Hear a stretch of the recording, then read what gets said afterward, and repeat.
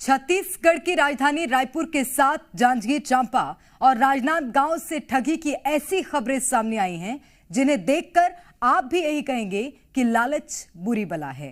पहले रिपोर्ट देखिए, फिर आपको बताएंगे कैसे रहें इन ठगों से सावधान।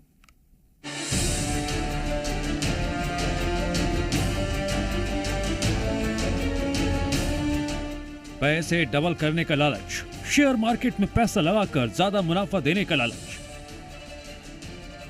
ये वो लालच है जो ठगी करने वाले आरोपी लोगों को अपने झांसे में लाने के लिए देते हैं।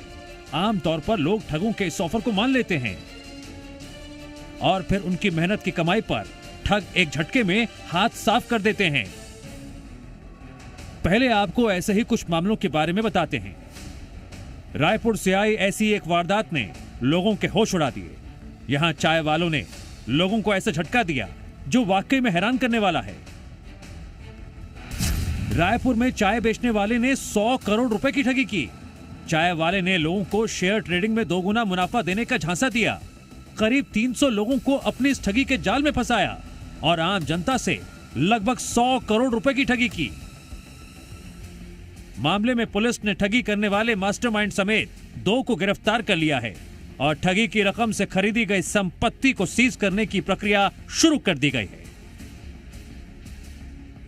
अब आपको जांजगीर चांपा से आई खबर के बारे में बताते हैं। यहां आरोपी ने 3 गुना ब्याज का झांसा दिया। 3 लाख रुपए लेकर 45 दिन में 9 लाख देने का वादा किया। लाभ की बात सुनकर व्यक्ति ने पैसे दिए। समय पूरा होने के बाद भी आरोपी ने पैसे नहीं दिए। आरोपी मूल राशि देने में भी आनाकानी कर रहा था।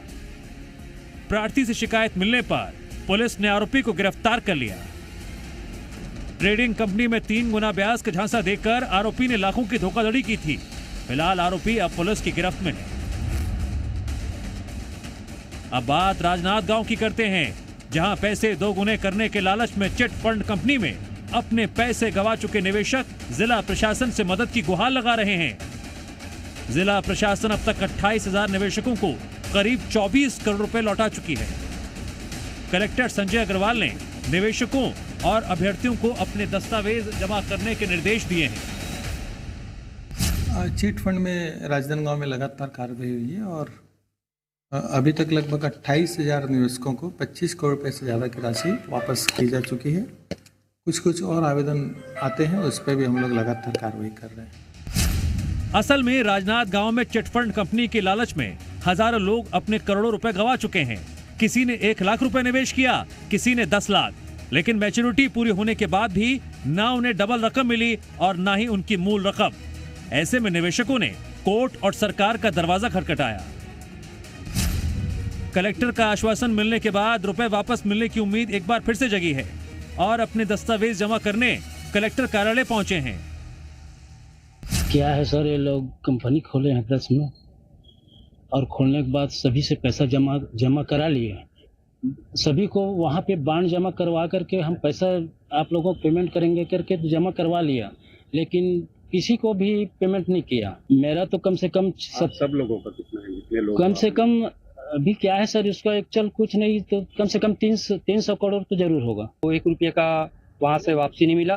फिर हम लोगों ने कलेक्टर साहब से गुहार लगाए। कलेक्टर साहब के द्वारा हम लोगों का सुनवाई किया गया और अभी आज हम लोग क्लाइंट लिस्ट लेकर के कलेक्टेड में मौजूद हैं।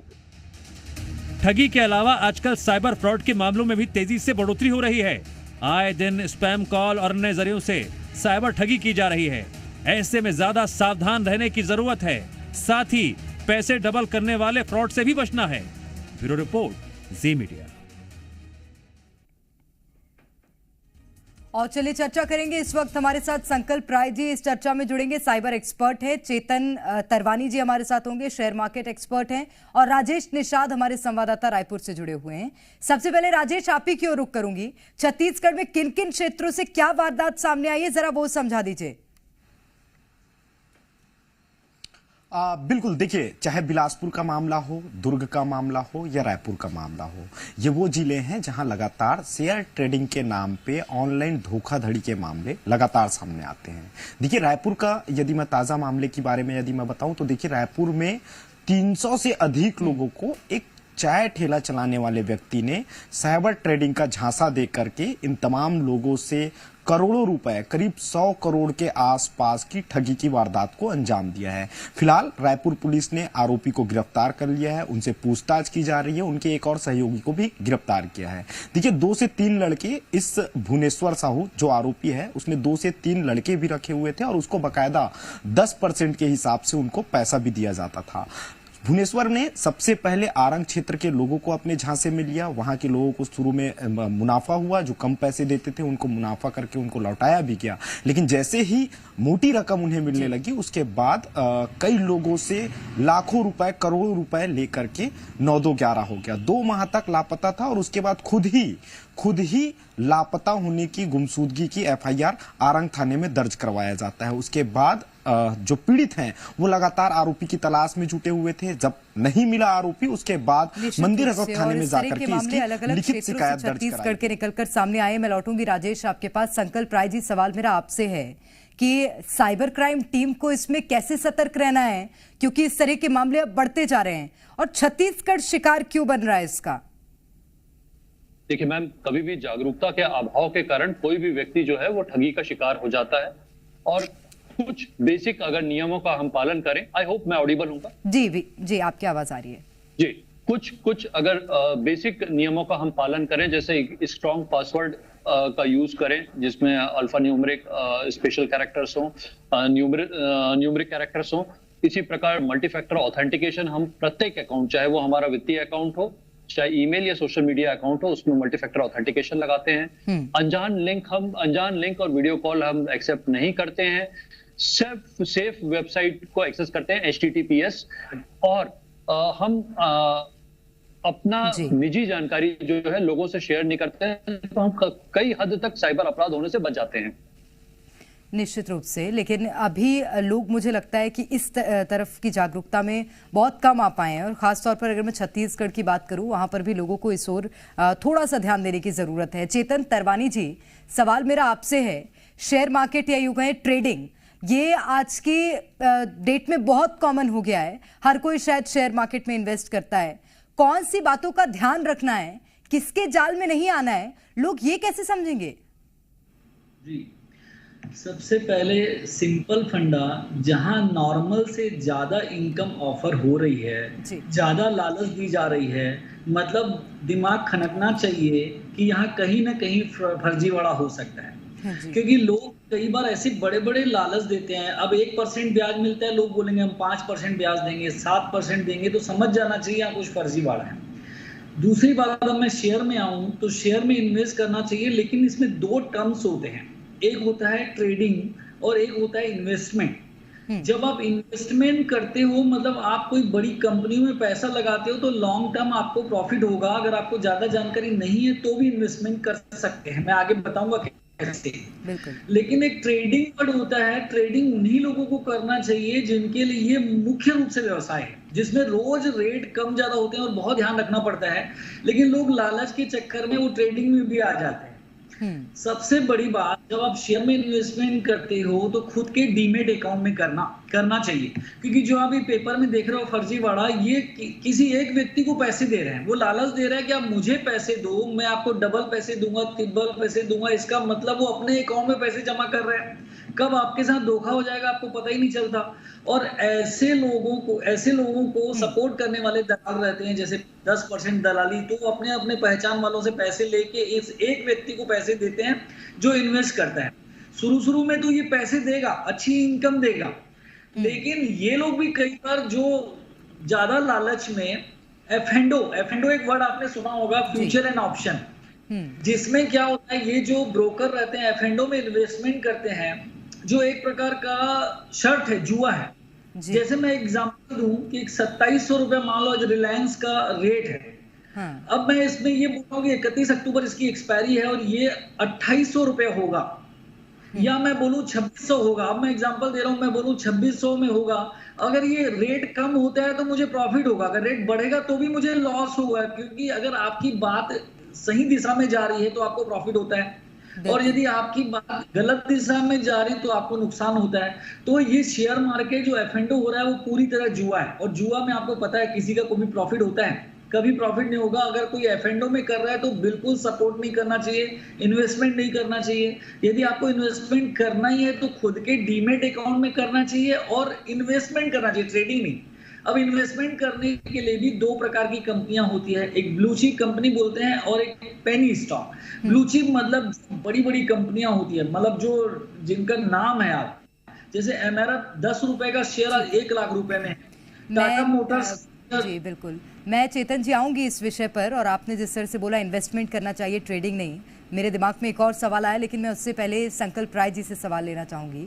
संकल्प जी, एक बात तो हो गई कि हम लोग अपने पासवर्ड्स को इतनी सिक्योरिटी के साथ रखें कि वो जल्दी से हैक ना हो सके, लेकिन ये जागरूकता फैलेगी कैसे? साइबर क्राइम इस ओर किस तरह से टीम ध्यान दे रही है? और दूसरी बात ये कि आजकल हैकर्स इतने ज्यादा आधुनिक हो गए हैं कि वो बड़े बड़े स्ट्रॉन्ग पासवर्ड्स भी हैक कर लेते हैं। उसके लिए कोई समाधान है क्या? आम जनता उससे बहुत परेशान है। जी बिल्कुल, मैं आपकी बात से सहमत हूं। और जैसा अभी सर ने बताया, शेयर ट्रेडिंग के मामले में जो केयरफुल रहना चाहिए, इसके अलावा हमें अपना अकाउंट हमेशा चेक करते रहना चाहिए ताकि आपकी एक्टिविटीज से आप वाकिफ हो। कई बार ये होता है कि धोखेबाज जो है आपको अकाउंट देखने का मौका ही नहीं देते, एक फर्जी अकाउंट सामने रख देते हैं और आप उस झांसे में आके फंस जाते हैं। आप हमेशा जागरूक रहें, शिक्षित रहें और सतर्क रहें, यह आपको हमेशा बचा सकता है। और रही बात जागरूकता की, तो अभी एक दुर्ग पुलिस की एक पहल है जो पूरे छत्तीसगढ़ लेवल पे हम फैलाना चाह रहे हैं, साइबर प्रहरी के माध्यम से। साइबर प्रहरी जो इंटरनेट पे इंस्टाग्राम पर उपलब्ध है और व्हाट्सएप चैनल के माध्यम से हम ज्यादा से ज्यादा लोगों तक जुड़ रहे हैं, उन तक पहुंच रहे हैं, उन तक हम जानकारियां, शिक्षा पहुंचा रहे हैं कि डेली जो मोडस ऑपरेंडी है उसके बारे में हम अवेयरनेस मैसेज डालते हैं और लोगों को जागरूक करते चले जा रहे हैं।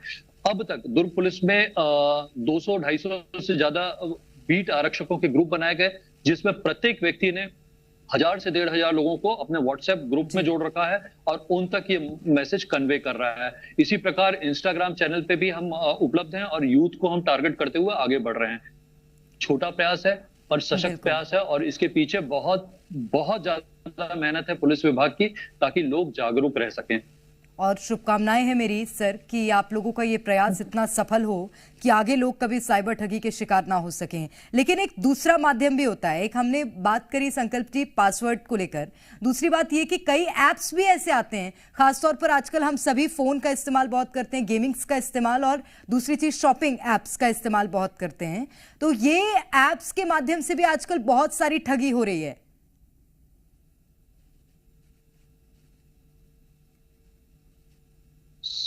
बिग बिलियन डेज ऐसा करके प्रचारित किया जाता है। लोग मीशो, अमेजॉन, फ्लिपकार्ट जैसी अनेक वेबसाइट से फेस्टिव टाइम पे शॉपिंग करते हैं।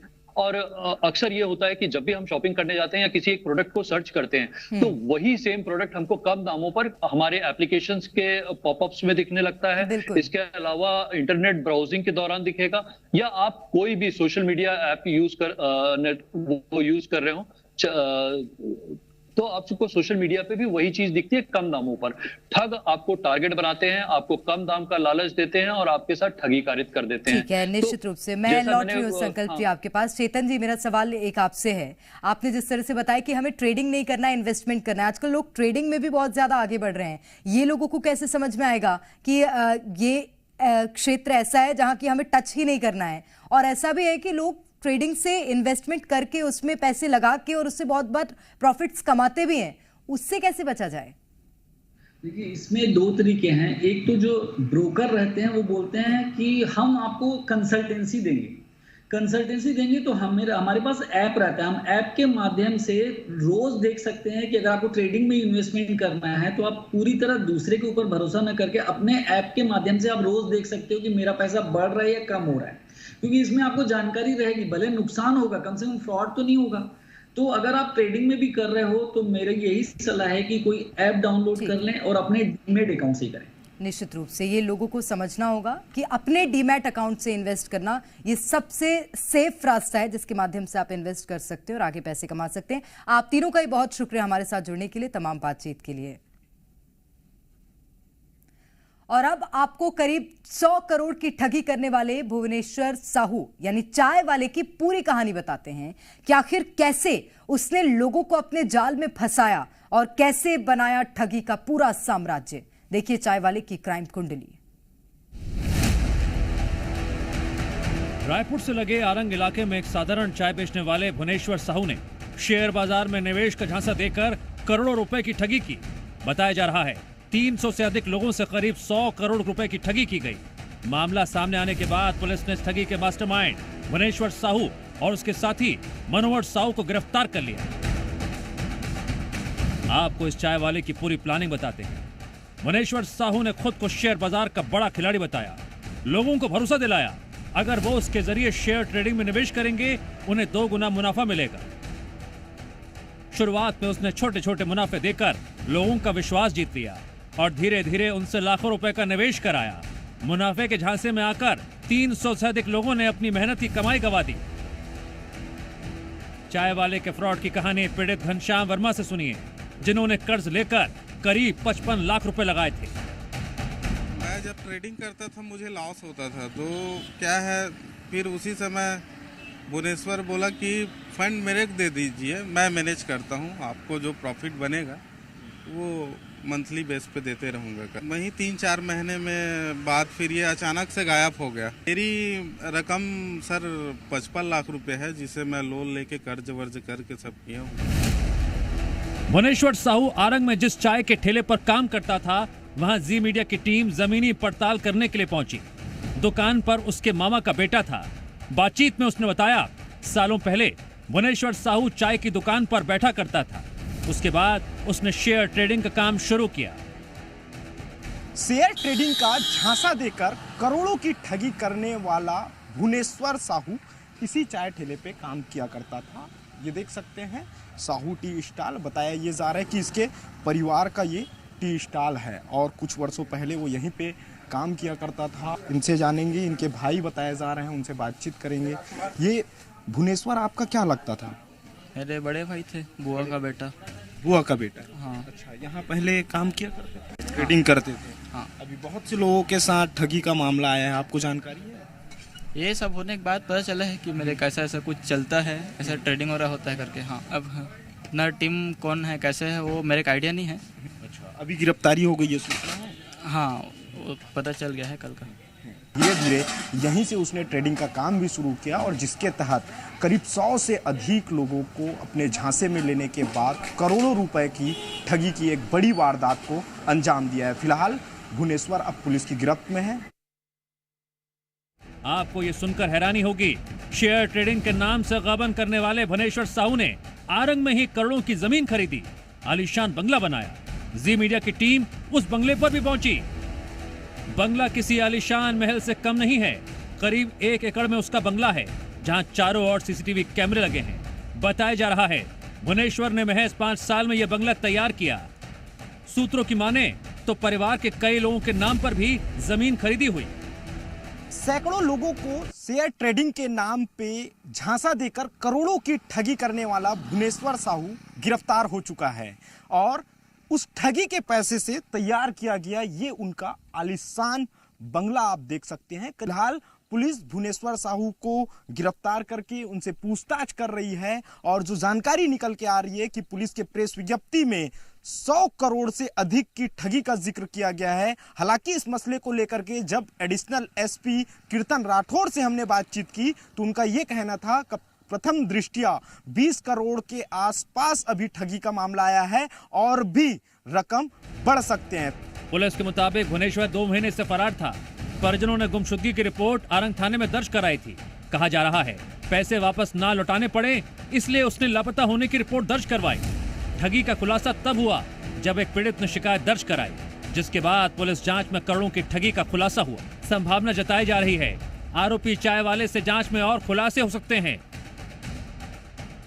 लगभग 20 करोड़ रुपए लोगों से शेयर ट्रेडिंग के नाम पर डबल रुपए करने के लिए या ज़्यादा ब्याज देने के नाम पर झांसा में उनसे पैसा लिया गया था और राशि वापस नहीं कर रहा था, जिसके बाद उसके विरुद्ध भुवनेश्वर साहू के विरुद्ध में अपराध पंजीबद्ध करके पूछताछ किया गया, जिसमें उसका एक अन्य साथी का भी प्रकरण में इन्वॉल्वमेंट होने पर दोनों को अपराध पंजीबद्ध करके जेल भेजा गया। चाय वाले के कारनामे सुनकर लोग हैरान हैं।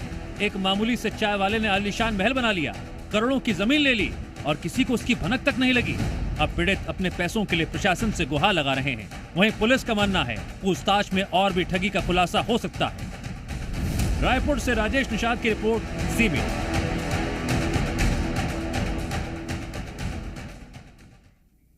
और इसी के साथ फिलहाल के लिए इस खास पेशकश में इतना ही। यहाँ रुकेंगे एक ब्रेक के लिए। ब्रेक के उस पार दिखाएंगे आपको मध्य प्रदेश की तमाम बड़ी खबरें।